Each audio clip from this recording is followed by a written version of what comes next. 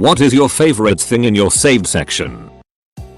I have saved this post so that if by some stroke of fate I do wind up winning the lottery, I know what to do with myself. The AskReddit thread with the question: you and a super intelligent snail both get $1 million and you both become immortal. You die if the snail touches you. It always knows where you are and slowly crawls toward you. What's your plan? Edit. Sorry for forgetting to put the link. It was like 1 AM when I posted this. Cup noodle. I can jerk off my D, but I can't jerk off my heart. NSFW, but it cracks me the duck up every time. Edit. Thanks for my first gold ever, you awesome anonymous bastard you. You Lupin 8th wrote this on an AskReddit thread about ideas for a depressing Pixar film 3-4 years ago. Link. A teenage boy and his girlfriend. They are happy and very in love. But tragedy strikes. The boy gets drunk at a party, drives home with her, gets in an accident, and she is killed. He feels horrible, naturally, but the girl isn't gone. She returns to the world as a ghost, not willing to pass on and be without her love. Unfortunately, he can neither see or hear her. She can whisper things in his ear and be perceived subconsciously, move small objects when he isn't looking, but never make her presence really known. For a while she is content to simply follow him around and comfort him as best she can. It even seems she may be having a positive effect. She is able to subtly influence him to quit drinking, clean up his act, and turn his life around. All seems well in a bittersweet way. Things start to change as time passes. The boy gets older. The ghost does not. He starts to move past her death, no longer gazing longingly at the pictures of them together, not visiting her grave as much. While the ghost wants to see him happy, she is miserable that she is being forgotten, as she isn't changing and still feels love for him. A few years pass, and the now young adult man starts dating other women. The ghost is upset and jealous. She starts to sabotage his dates, causing little accidents, using her ability to be subconsciously heard to make him say awkward things, basically being rich and ruining the young man's relationships. Unable to find happiness, the young man begins to backslide.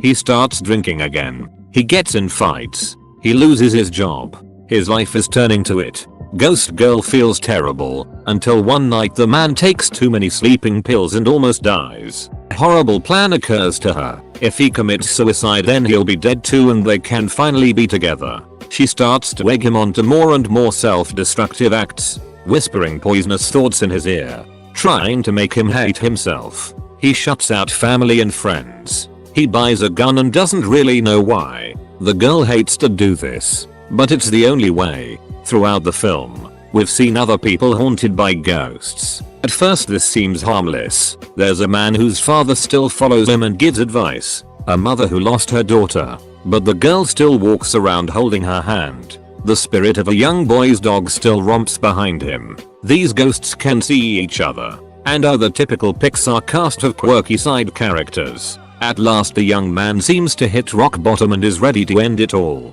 Not wanting to watch her love die, the ghost departs to leave him to it. She heads to the park and sees some of the other people with ghosts. But now she notices things she hasn't before. The ghostly father's advice, always critical, seems downright abusive, constantly berating his son for his failure and inadequacy, and the son looks miserable. The little girl's mother can't look at a child playing without tearing up. The ghost dog is gone, however, and the now older boy has a new pet and is happy. The girl realizes that what she is doing is wrong. She rushes back to the man, who is moments away from shooting himself. She begs him not to go through with it, pleads and cries, but is unheard. Eventually she is just barely able to direct his attention to the neglected photos of them together as happy teenagers, and he puts the gun down, picks up the phone, and calls a suicide hotline. Man enters therapy, joins a group to quit drinking again, takes medication.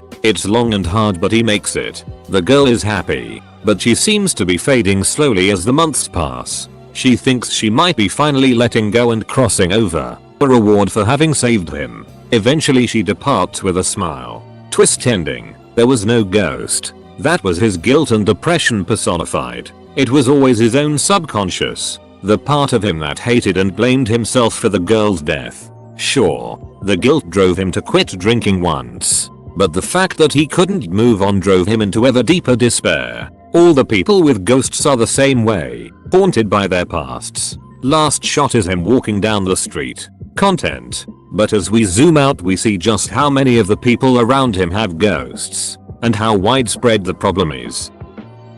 This is an amazing way to explain love. I'm not mansplaining or trying to discount how you feel, I'm offering a perspective that might help.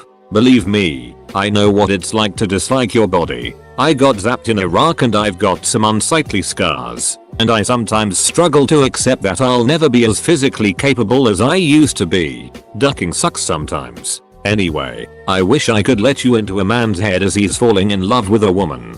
It's a process that's so alien, so strange, that I'm afraid you've got to experience it to believe it. But it's as real as death and taxes. Sometimes, a guy will meet a gal and think nothing of it. Maybe she's a co-worker, classmate, or his buddy's friend. She gets mentally categorized as female, acquaintance, feelings neutral. Then, he gets to know her better. If they mesh personality-wise, something fascinating happens in the man's mind. He starts to notice things about her appearance, pleasant things. It starts small. One day he realizes he likes looking at the curve of her nose, or where her earlobe meets her face. It's nothing he can put his finger on or describe. Really, just that looking at that part of her makes him feel good. He starts wanting to do that more. Then, he notices an expression she makes. Could be her genuine belly laugh, or the way she furrows her brow in concern, and he gets a little flutter in his chest. They stay friendly for a while, get to know each other better. Then, one day, she hugs him goodbye and he can't stop thinking about it. He plays it over and over in his head. The feel of her breasts through 2 shirts, her arms around his back, her smell. He finds these little mental movies of her playing unbidden when he's driving somewhere, squeezing out his other usual daydreams. Shortly thereafter, the guy realizes that whenever he looks at this woman, he feels good. He likes her lines, her curves, her sounds and smells. It's like she's gradually turned from a black and white photo into a 3D color movie with surround sound. A perfect movie that makes him feel good. He starts wondering what he can do to keep her around, to make her happy. He realizes that he likes looking at her more than any other human being in the world. To him, she is perfect and beautiful. A man in love with a woman doesn't see her objectively. There is a filter there, or some kind of participatory illusion. He does not see who you see in the mirror. He is seeing someone beautiful and perfect and sublime. And it's one of the most powerful things in his life. Go watch a happy old couple that's been married for decades. Watch the man's eyes. Sure, he may appreciate some young woman's ass in yoga pants or whatever, but watch his eyes when he's looking at his spouse. If you're paying close enough attention, you can almost see the filter click on when his gaze settles on her. In that moment, he's not seeing the same frumpy empty nester that you or I see. He's seeing something wonderful. Know it. If I hadn't lived this stuff, I wouldn't believe it either. But it's true. When I'm feeling down and low, this GIF swerves to the rescue. This is a story worth telling. Save it. One of the funniest things I've ever read. All hail dog. This one. Lady IT's $7.50 an hour not to beat your ass. You really think you're worth that right now? Holy at patati, I chose well. The story of the bus night. Gets me every time. How to moonwalk. This dog cracks me up. BL. Edit. Thanks for the gold. From you Woodeniel. More tiny have a freckle on my D. I understand it's relatively normal, but it's not something I brag about. More than the freckle lies smack bang in the middle of my shaft. It is a dark brown color, and it is mostly oval shaped. If you run your fingers over it, cute girls reading this, I highly recommend this activity. For science, then you wouldn't feel it. It is very much a part of my skin. In fact, it's like one tiny part of me, on the shaft of my D, is brown. I wouldn't go as far to call me African American, however, as I'm very much white and Australian, but, as a child, it did make me wonder, More than now. My older sister, let's call her Rebecca, is a twin. Technically, but her twin died while it was still developing in the womb. So she's not really a twin. But, anyway, Rebecca has a mole on her neck. This mole, my mother used to say, was the undeveloped fetus. My childhood brain believed this to be the case. That, when people died, they'd attach their crumpled and tiny bodies onto other living beings as a slightly unsettling method of attaining immortality, and guide their living host through life. A little bit like a guardian angel. More than my grandmother used to work with indigenous Australians in remote communities in outback Australia. One day while at her house, she decided to go through her photo album. Most of these photos had 3 things in common: my grandmother, my grandfather, and a black man. I asked my grandmother who the black man is. That's Robert. Wadeniel. Well, how come I've never seen Robert before? He's gone. Gone where? My grandmother paused for a moment. She wanted to say this delicately to her 6-year-old. He's dead. Oh, he died about the same time you were born. I asked my mother about this when I got home. She could confirm. More than now. Let's cast our mind back to 2 paragraphs ago and recall the belief that dead people attach themselves to the living. With this belief in mind, we shall head back to my D. We should head to the little brown spot on my D. To be exact, I came to a sudden realization that night in my bed when I got home. The brown freckle on my D was a dead person. Robert was also a dead person, who happened to have dark skin. I put 2 and 2 together and came to the only logical conclusion. Robert is my phallus-bound guardian angel. Morthandl. Dr. a dead man. Robert inhabits the shaft of my D as my guardian angel. Original link. Edit. Wow. That's the quickest I've been gilded at only 1 upvote. Sir, I am not a computer person. An all-time classic. The Potato Guy. Tifu by enraging the parents of my girlfriend by pretending not to know what a potato is. NSFW. Cracks me up every time. Edit. This is officially my top rated comment. Thanks grandma. Oh. Hi. This is the most motivating post on Reddit. The dude got 74 golds for this post. Ukrainian military band. A Creole angle thesis. This video makes me laugh every time. Makes me giggle to the point where my wife has forbid me to watch it in bed. This thing. Slightly NSFW. Worst job ever. NSFW. Belly rubs. Time to get classy. Good evening ladies and gentlemen. 1. Get out your drink of choice. 2. Open 3 tabs on your favorite browser. 3. On the first tab. 4. Second tab. 5. Third tab. Thanks you Hazasamuski for bringing this thread to my attention with this post. The original is now 7 years old and the endless eye outer blinks no longer work, but it is still one of the most magical on Reddit. This will be in a few hours.